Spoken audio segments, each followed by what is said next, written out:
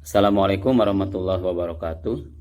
Perkenalkan, saya Ading Rosidi, calon guru penggerak angkatan keempat dari Kabupaten Bandung Barat.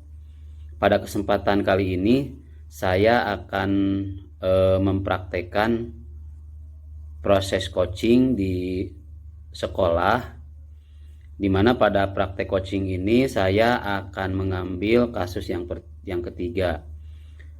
Saya sendiri bertindak sebagai coach, kemudian Ibu Cucu akan bertindak sebagai coachi, Pak Suryana dan Ibu Nunung itu bertindak sebagai pengamat.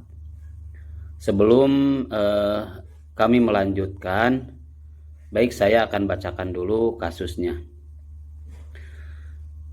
Rekan Anda bercerita jika dia baru saja mendapat teguran dari kepala sekolah yang menerima laporan dari pengawas sekolah yang melakukan supervisi pada saat mengajar. Pengawas sekolah yang melakukan supervisi tampak keberatan ketika rekan Anda mengajar tanpa buku teks. Rekan Anda mengajar dengan memanfaatkan sumber-sumber belajar lainnya.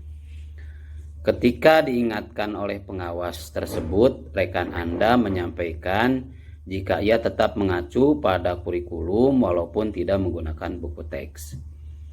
Pengawas tersebut tampaknya tersinggung dan memberikan laporan tentang hal itu kepada kepala sekolah. Bagaimana Anda menyikapinya? Itu adalah kasusnya. Baik, akan kita mulai.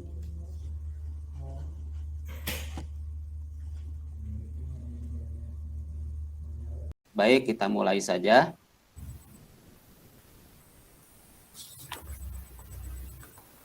Oke, siap Bu Cucu? Iya, siap Pak. Assalamualaikum. Apa kabar Bu Cucu? Waalaikumsalam. Alhamdulillah, baik Pak Ading. Gimana kabar Pak Ading? Alhamdulillah baik Bu. Oh iya Bu, mohon maaf saya baru bisa menghubungi Ibu hari ini. Oh iya, katanya Ibu waktu kemarin itu mau bercerita ke saya. Nah, barangkali apa yang akan Ibu ceritakan ke saya, mungkin saya bisa membantu Bu. Iya Pak, kemarin saya sudah disupervisi oleh pengawas. Saya kena teguran karena pada saat saya mengajar kemarin, saya tidak menggunakan buku teks. Saya sudah mencoba untuk menjelaskannya. Saya tidak menggunakan buku teks karena saya mengajar tentang pengamatan lingkungan kelas. Tetapi walaupun demikian, saya tetap mengajar berdasarkan standar kompetensi dan kompetensi dasar dari RPP yang saya susun. Tapi pengawas tetap menyalahkan saya, Pak, karena tidak menggunakan buku teks dan beliau melaporkan saya kepada kepala sekolah. Akhirnya saya ditegur oleh kepala sekolah. Nah, begitu Pak Ading. Mungkin Bapak bisa bantu saya mencarikan solusinya. Oh, begitu ya. Padahal kalau saya perhatikan Bu dari cerita yang Ibu sampaikan, Ibu sudah mengajar dengan sangat baik. Dengan menggunakan model pembelajaran kontekstual, Ibu juga sudah memanfaatkan sumber belajar berbasis lingkungan sekolah yang sangat relevan dengan konsep yang Ibu ajarkan. Nah, apakah Ibu sudah mengajar berdasarkan RPP yang sesuai dengan kurikulum terbaru, Bu? Sudah, Pak. Saya mengajar menggunakan RPP yang saya susun dan sesuai dengan kurikulum hasil revisi terbaru. Oh, begitu ya. Nah, kira-kira di akhir diskusi kita kali ini, apa yang Ibu ingin capai, ya? Atau kira-kira apa yang bisa saya bantu dari hasil diskusi akhir yang kita capai hari ini? Saya inginnya mencari solusi untuk menjelaskan kepada sekolah, Pak, bahwa yang saya lakukan pada saat mengajar sudah benar. Cuman kadang-kadang saya menggunakan media di luar buku teks karena anak-anak terlalu bosan kalau selalu menggunakan buku teks, sehingga saya mencoba Pak memodifikasi cara mengajar saya. Kadang menggunakan video, mengamati lingkungan di luar kelas, kadang menggunakan media lain yang tidak selalu terfokus pada buku teks. Seperti itu Pak. Jadi Oh, bagaimana ya Pak supaya saya bisa menjelaskan kepada kepala sekolah? oh, jadi begitu ya, Bu. Nah, jadi diharapkan nanti Ibu dapat mencari solusi dari permasalahan yang Ibu hadapi tentang keharusan menggunakan buku teks pada setiap kali Ibu mengajar, mungkin ya menurut pengawas. Iya. Nah, apakah setiap mengajar Ibu sudah menyiapkan bahan ajar untuk murid-murid Ibu, Bu? Sudah Pak. Saya sudah menyiapkan bahan ajar sesuai dengan apa yang sudah saya rencanakan pada RPP yang saya susun. Menggunakan PowerPoint, anak-anak mengamati di luar kelas, merespon pertanyaan siswa. Tapi pada saat itu saya tidak menggunakan buku teks. Oh, gitu ya. Padahal sudah bagus, Bu.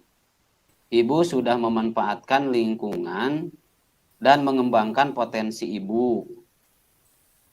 Nah, apakah Ibu mengalami kendala saat Ibu menggunakan buku teks gitu? Saat kemarin tidak ada kendala, Pak. Sebelum saya mengajar, saya sudah mempersiapkan segala sesuatunya. Saya mencari bahan acuan, membuat media pembelajaran, merangkum dari berbagai buku. Lalu, saya juga membuat PowerPoint untuk menarik perhatian anak-anak, Pak. Nah, itu sudah sangat luar biasa, Bu. Ibu sudah memanfaatkan sumber belajar lain selain buku teks. Nah, bagaimana hasil belajar anak-anak dari pembelajaran yang Ibu lakukan walaupun tidak menggunakan buku teks?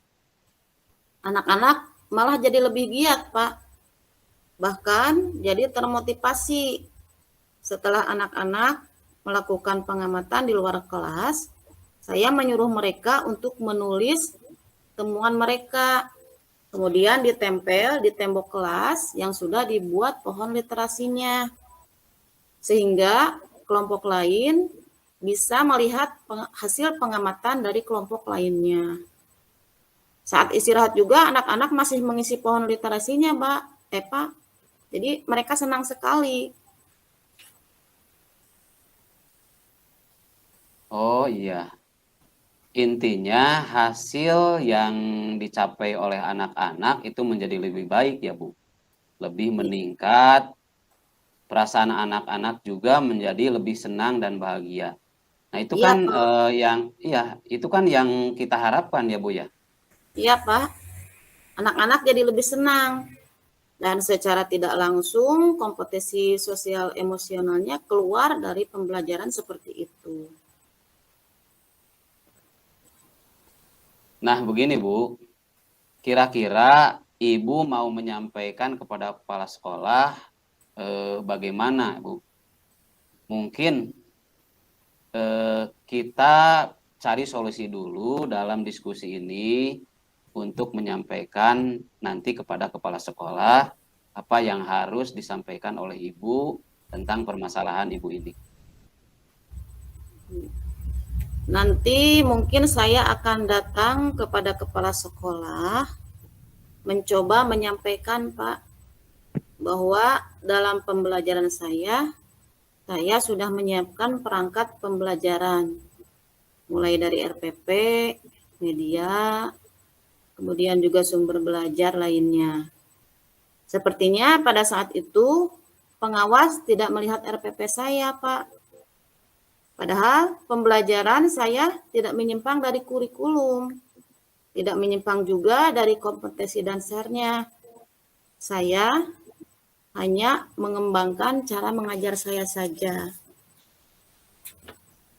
Nah, itu kan sudah bagus, Bu. Nanti Ibu coba jelaskan kronologisnya kepada kepala sekolah. Semua tahapan Ibu yang sudah Ibu lakukan itu sudah bagus. Nah, sekarang kira-kira kapan ya Ibu mau menghadap kepala sekolah? Mungkin secepatnya, Pak. Saya juga sudah mengobrol dengan guru lain, menjelaskan apa yang sudah saya buat mengenai media pembelajaran yang dibuat kemarin. Itu juga hasil rangkuman dari buku teks dan buku lainnya loh, Pak. Jadi, mungkin secepatnya saya akan menghadap. Ya bagus, Bu. Mantap lah, Bu. Jadi sekarang Ibu sudah tahu apa yang harus Ibu lakukan ya. Iya, Pak. Saya sudah tahu apa yang harus saya lakukan sekarang. Pertama, saya akan menghadap ke kasih kurikulum dulu, lalu ke kepala sekolah. Dan saya akan menyampaikan cara kerja saya kemarin. Lalu, cara mengajar saya kemarin juga langsung saya sampaikan ke kepala sekolah. Begitu, Pak. Oh iya, Bu. Nanti juga jangan lupa ya Bu ya lampirkan hasil belajar anak-anak ya. Sebagai pendukung bahwa pembelajaran dengan menggunakan sumber belajar lainnya itu bisa meningkatkan prestasi murid-murid kita, Bu ya.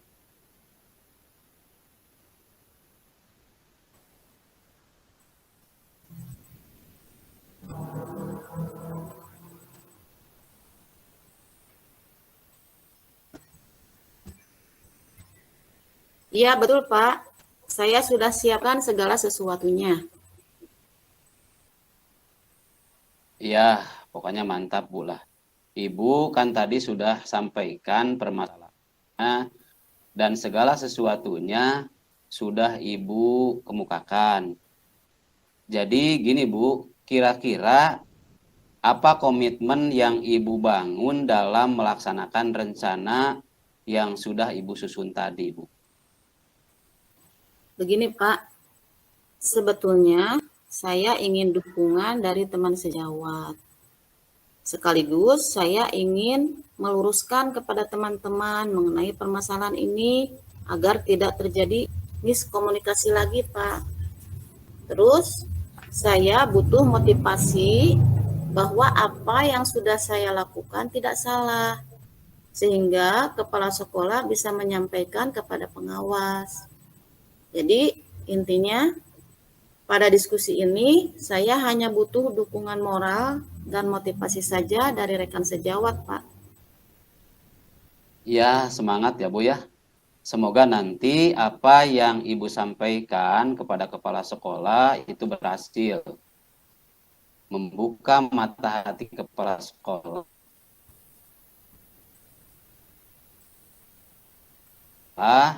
bahwa pembelajaran yang telah Ibu laksanakan itu sangat baik untuk kemajuan murid-murid kita.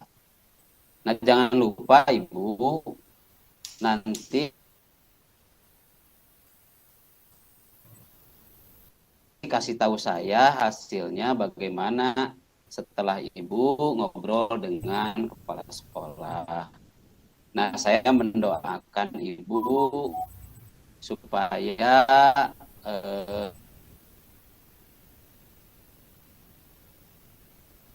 hasilnya baik dan semua permasalahan selesai dan tidak ada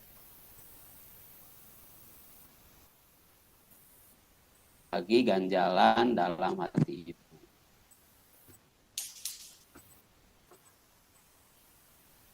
Ya, terima kasih Bapak sudah mau berdiskusi dengan saya.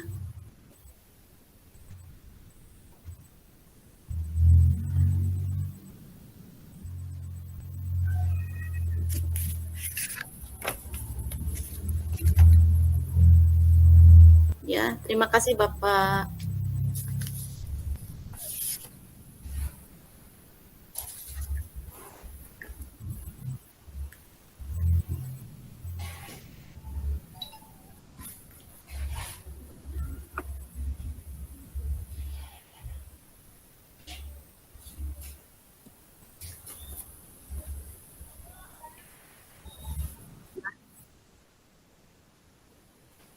Ya, Assalamualaikum.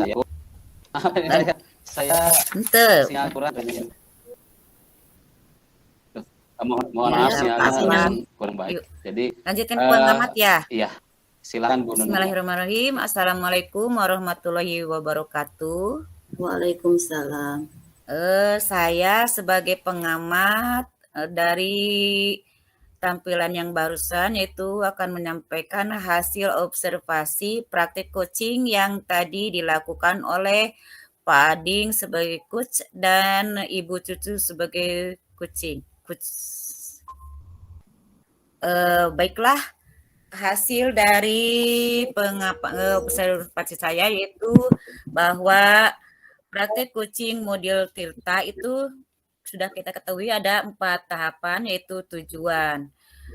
Ya, dalam tujuan ini coach sudah baik dalam menyampaikan pembuka. Coach juga dapat menyampaikan tujuan yang hendak dicapai dengan lancar. Kemudian dalam tahap yang kedua yaitu identifikasi, di mana dalam identifikasi ini memberikan pertanyaan-pertanyaan dan umpan balik yang mengarah pada identifikasi potensi coach. Dari tahapan identifikasi, pertanyaan coach sudah bersifat terbuka. Ia mampu mengeksplorasi kursi, memberikan respon dengan lancar. Kemudian yang tahap ketiganya yaitu tentang rencana aksi.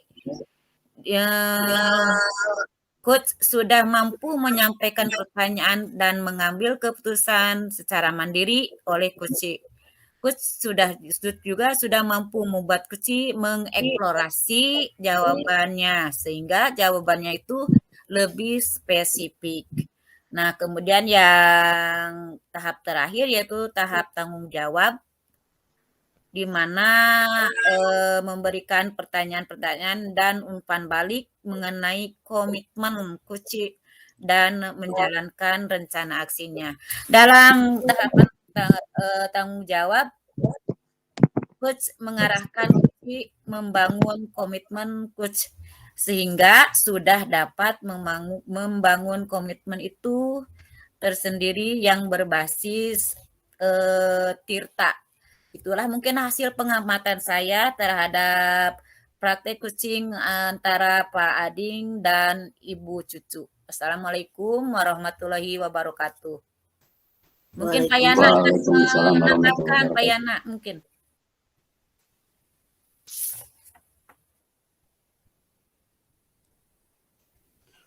Monggo Pak Yana mau menambahkan. Tadi dari Pak Ading sama Ibu Cucu udah cukup bagus dalam menyampaikan praktek kasus 3. Itu aja tambahannya dari saya. Demikianlah praktek coaching untuk kasus yang ketiga yang kami lakukan.